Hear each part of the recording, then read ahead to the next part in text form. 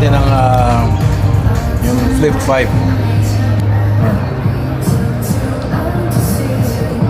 Umpisa pa yung game.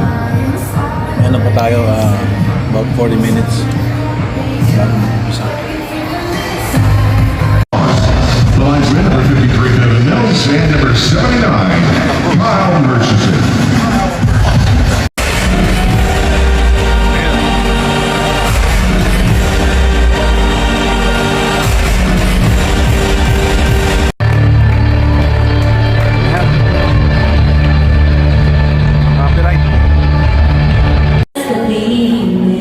Whose broad stripes and bright stars through the perilous fight, o'er the ramparts of our home and native land.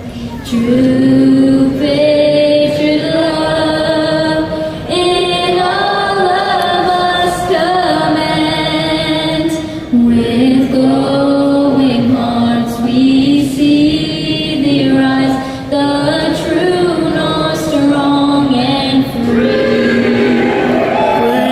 Far and wide, oh Canada, we stand on guard for thee.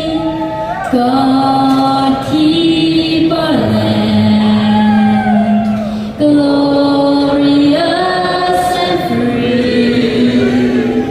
Oh Canada, we stand on guard for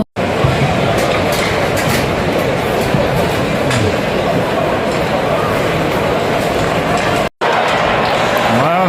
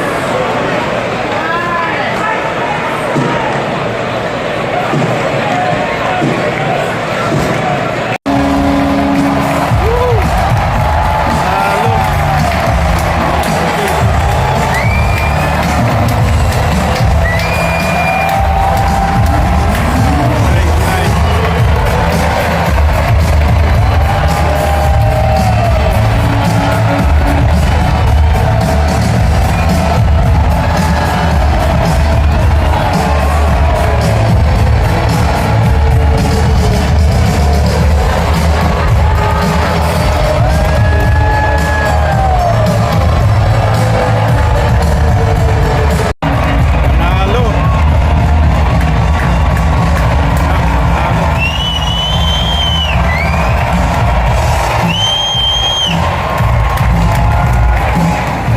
Nandito yung entrance ng Chinatown, Terrell and Pender. Yan o, 1903 pa yung building yan.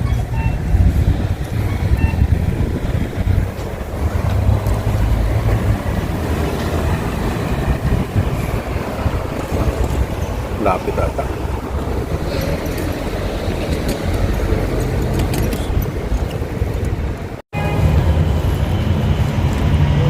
Giant panda habitat.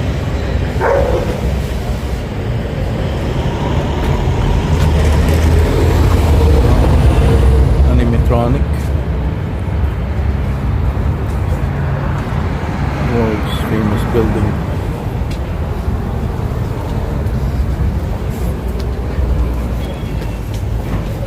Mga license, insurance. Panda oh. Sa Shanghai Valley.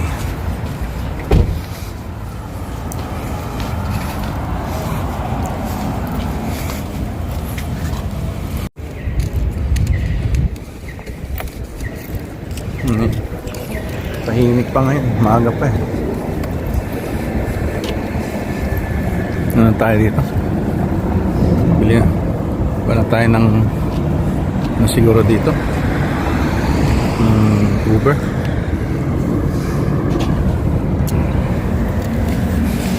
Ito, dito na tayo sa security check na tayo.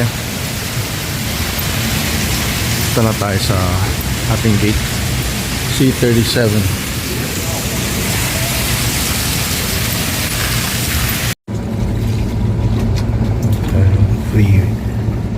free water. Pamasahe sana tayo eh. Yung 10 minutes $30, tapos yung 45 minutes yung 15 minutes $45. Mahal. Huwag na lang. Yan, dito tayo sa canyon. May snow pa rin sa gilid. Tayo ng Valemount. Meron tayong service call.